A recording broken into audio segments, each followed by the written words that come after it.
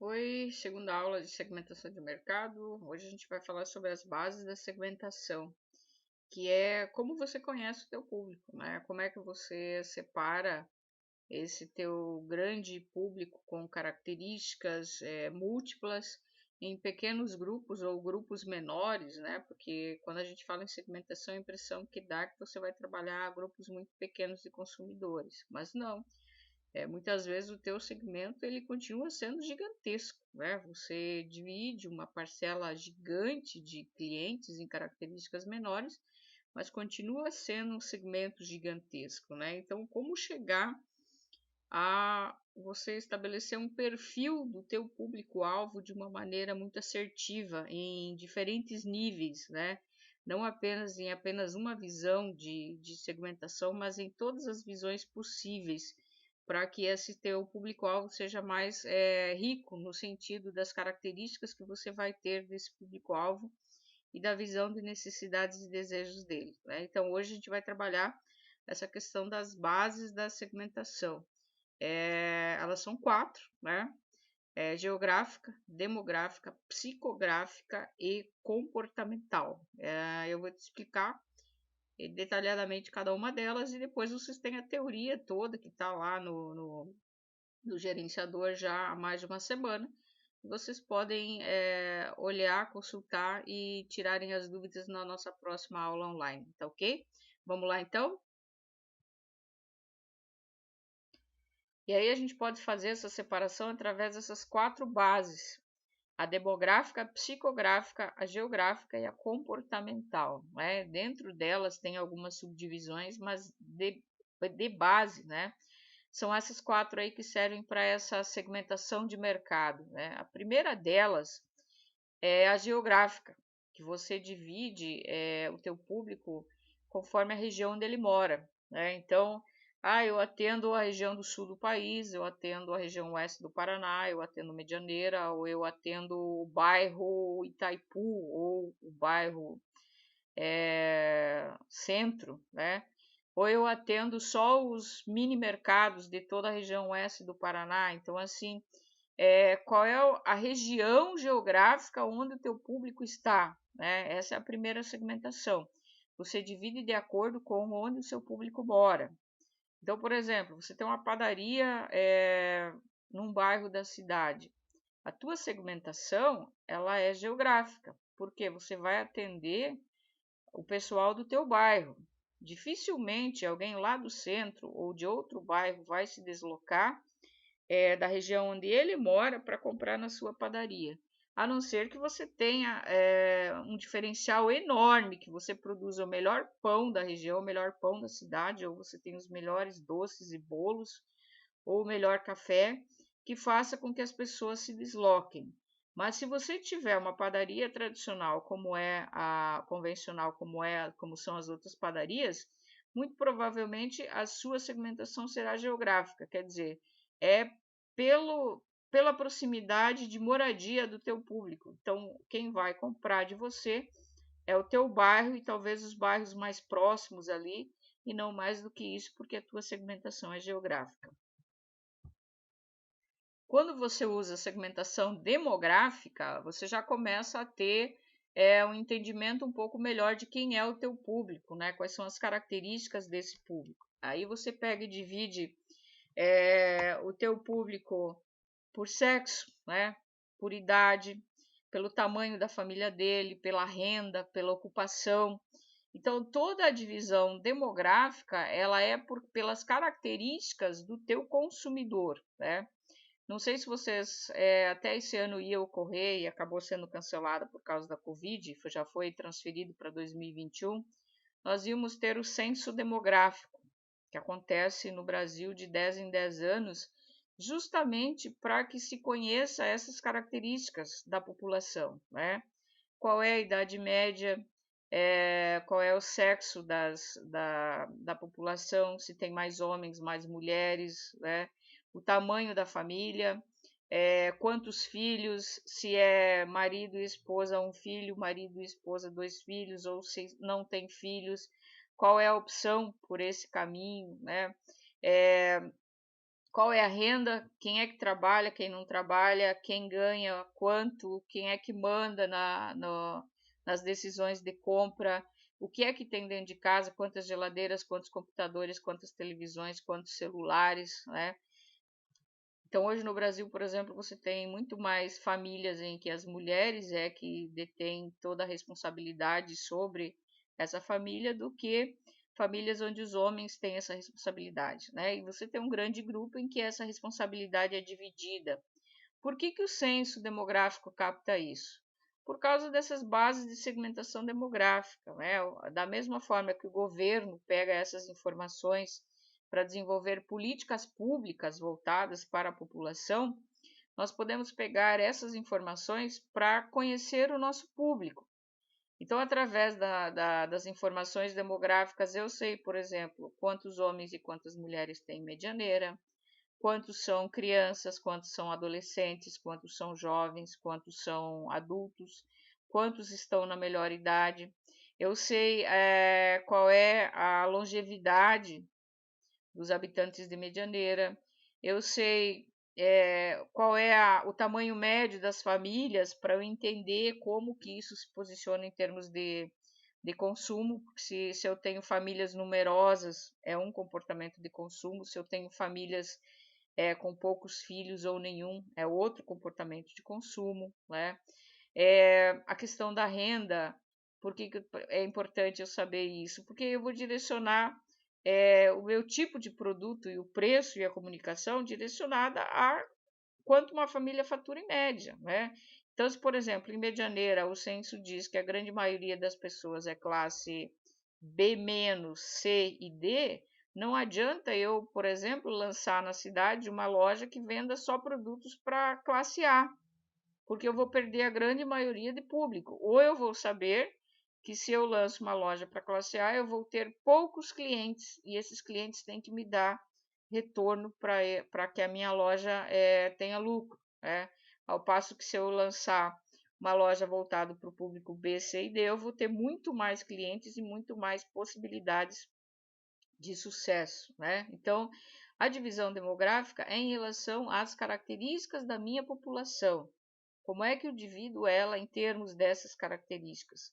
Para eu conseguir ser mais assertiva em relação à minha realidade e à realidade do meu cliente, né? Entender como ele compra e por que ele compra, né? E por que ele compra determinados produtos e não compra outros, em função dessas características demográficas, tá? Aí nós entramos na terceira característica, que é a psicográfica, que vai dividir esse meu público, que eu já sei onde mora, que eu já dividi por onde ele mora, que eu já dividi por características demográficas, né? Agora eu vou também fazer essa análise psicográfica em cima desse público, que é o avaliar qual é o estilo de vida que esse público tem, quais são os valores, atitudes e opiniões que esse público tem em relação a determinados comportamentos de consumo, né? Então, se, por exemplo, a minha população ela é extremamente preocupada com a saúde, em termos de estilo de vida, ela vai ter atitudes e opiniões também voltadas a esse aspecto e vai ter comportamentos de consumo também voltados a esse aspecto. Então, quando eu tenho uma população extremamente consciente, por exemplo, sobre determinados valores da sociedade, esses valores vão incidir na forma como essa pessoa consome. E aí eu vou ter que ofertar para ela produtos e serviços que estejam dentro dessa realidade daquilo que ela consome, tá?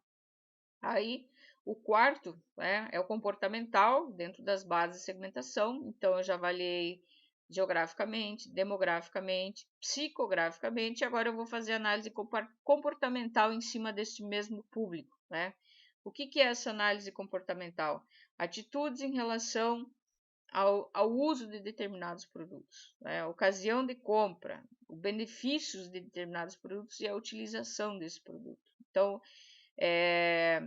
por exemplo, existem consumidores que gostam muito de determinados produtos, mas quando descobrem que esse produto polui o meio ambiente, ou que a empresa que produz esse produto explora mão de obra semi-infantil, ou não paga bem seus funcionários, ou não paga impostos, por exemplo, ele para de comprar aquele produto. mesmo gostando muito desse produto e daquela marca no mercado, né? Eu lembro que a Nike, ela teve um grande escândalo no auge, que ela era a marca mais vendida no mundo, ela valia, era um valor imensurável, ela estava entre as marcas mais valoradas do mercado, tinha o Ronaldinho como garoto propaganda vitalício na época e era uma badalação total. E de repente entrou na mídia um escândalo de que a Nike tinha fábricas na Indonésia, Singapura, em outros países, Vietnã, em que se explorava a mão de obra de pessoas muito simples e que se pagava uma miséria em função de que aqueles países eram países de terceiríssimo mundo, que são até hoje, e que as indústrias estavam lá e que eles pagavam um salário de fome para todos aqueles funcionários.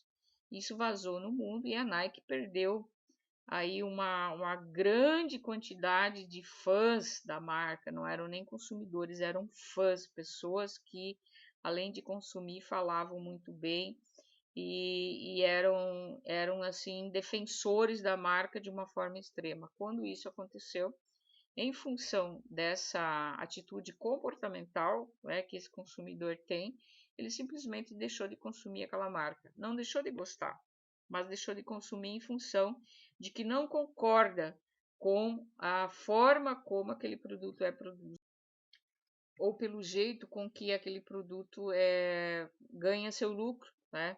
Então você paga um horror por um determinado tênis, um determinado produto da Nike, né? Um dos mais caros do mercado, e essa empresa não tem a capacidade de pagar um salário digno para quem produz aquele produto, que ainda poderia pagar muito bem em função do que o consumidor paga e ainda teria uma lucratividade imensa, né?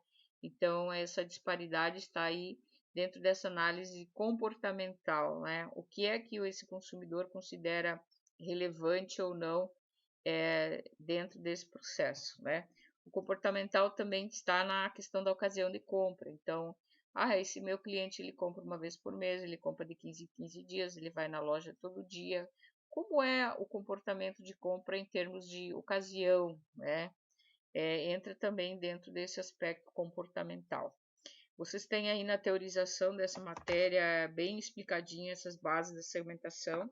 A gente vai falar mais sobre elas, né, para eu não me estender ainda mais aqui, só para vocês terem uma ideia de como essas bases funcionam. Então, qual que é a melhor forma de segmentar? Você tem que pegar essas 4 bases, colocá-las onde o seu consumidor se encaixa nessas 4 bases e depois estabelecer um perfil que vai ser o público-alvo que você está direcionando esse teu segmento. Nosso último tópico aqui é vantagens de segmentar um mercado. Além de tudo que eu falei, existem algumas vantagens específicas que o mercado considera para você segmentar um determinado público. A primeira delas, pode-se servir melhor o cliente que se conhece mais. Se eu conheço bem o meu cliente, se eu sei as características dele, se eu sei o modo de consumo, comportamento de consumo, se eu sei suas necessidades e desejos, eu posso atender muito mais assertivamente esse cliente. E ele vai me valorizar mais, vai fidelizar melhor e vai me gerar mais lucratividade, mais fidelização ao longo do tempo. O segundo tópico, pode-se contar, quantificar melhor quem são meus clientes. Quando eu segmento, eu posso saber exatamente quem e quantos são. Até para eu saber quanto de cada coisa eu vou produzir para vender para esse público. Por exemplo, uma coisa que sempre me intrigava, como é que as empresas fazem para que no final do ano sobre pouquíssimos carros daquele ano que não foram vendidos, né? Como é que não sobra sempre um monte de veículos e de modelos lá no final? Sobra muitas vezes um e outro modelo, mas a grande maioria eles conseguem vender. Porque eles sabem exatamente quem e quantos são os seus clientes. Então, eles não produzem muito mais, até em função da lei da oferta e da demanda, né? Você valoriza mais aquilo que é mais escasso. Então, eles produzem dentro daquilo que eles planejam que seria a quantidade de clientes que estariam dispostos e disponíveis para comprar aquele produto naquele ano. Nada mais, nada menos, e normalmente essa conta fecha lá no final por causa disso. Terceiro ponto, pode-se cuidar melhor do tipo e intensidade da distribuição. Na aula passada, retrasada, a gente estava falando de canais de distribuição, né? O terceiro P de praça. Quando você segmenta melhor o teu público, você pode cuidar melhor dessa distribuição, saber exatamente onde esse teu cliente vai estar, como você vai acionar esse cliente, como você vai chegar melhor até ele, porque você conhece ele, você sabe onde ele mora, sabe a região onde ele está, você sabe como acionar ele, você conhece as características de consumo dele e sabe o que ele gosta. E aí você vai ser assertivo na questão da distribuição também, né? Pode-se utilizar melhor os recursos da propaganda, sem dúvida nenhuma, tá? A segmentação, eu sou da área do marketing, então isso para mim é muito claro. Quando você sabe quem é o teu público, você gasta muito menos em propaganda e o teu resultado é muito melhor. Porque ao invés de você ficar fazendo propaganda para todos os públicos, para ir na mescla do grande mercado, da grande massa, você acabar atingindo o teu público, aquele que realmente você está voltando o teu produto, quando você segmenta, você é muito mais assertivo, né? Então, por exemplo, se eu sei que o meu público são mulheres de meia idade a 60 anos, que são donas de casa e que fazem sua própria comida e eu produzo produtos alimentícios, né? Elas cozinham em casa para suas famílias. Não adianta eu colocar propaganda no Jornal Nacional ou no Jornal da Globo.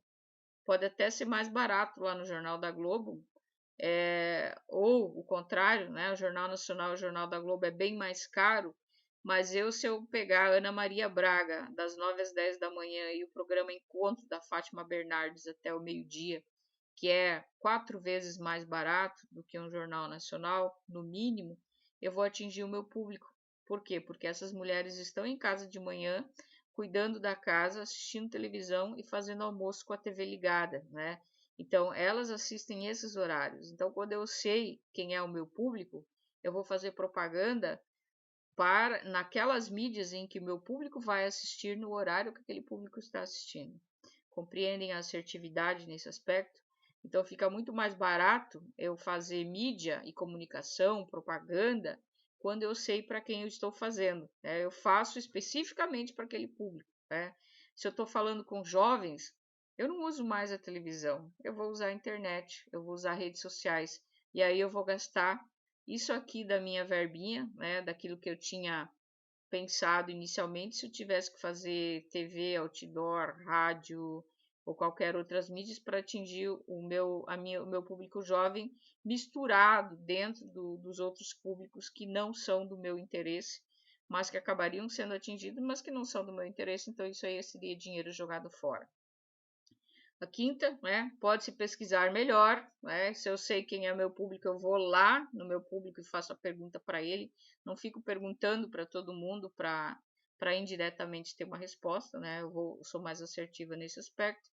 E eu posso planejar melhor, né? Pesquisar e planejar melhor está dentro do mesmo escopo, aí dentro da mesma caracterização, né? Se eu sei o meu público, eu consigo planejar melhor todas as minhas estratégias para atingir esse público. Planejar melhor como eu vou desenvolver esse produto e esse serviço. Planejar melhor como eu vou atingir esse consumidor. Planejar melhor até o pós-venda dentro desse aspecto para atingir melhor o consumidor, né? Então, a segmentação tem inúmeras vantagens, essas são as principais e mais evidentes, mas quando vocês começarem a trabalhar a segmentação, quando vocês, dentro das empresas de vocês, começarem a avaliar os públicos-alvos que vocês atendem, e vocês já atendem, mesmo que a empresa não chame de segmentação, né? Mesmo que a empresa não chame de público-alvo, mas vocês têm segmentos dentro da empresa, vocês têm públicos-alvos diferentes que vocês já atendem e já fazem esse trabalho. Quando vocês começam a ter dimensão disso tudo, fica muito mais fácil e mais assertivo trabalhar, ok? Essa aula ela é muito importante, então por isso que eu estou regravando depois a nossa aula online. Gostaria que vocês assistissem isso aqui e lessem a parte teórica que eu mandei. Eu mandei também o PowerPoint para vocês avaliarem aí separado, que tem essas mesmas lâminas para vocês estudarem, trocarem ideia. E na quinta-feira, no primeiro horário, a gente vai tirar as dúvidas em relação a isso aí, tá ok? Um beijo e um queijo, até lá!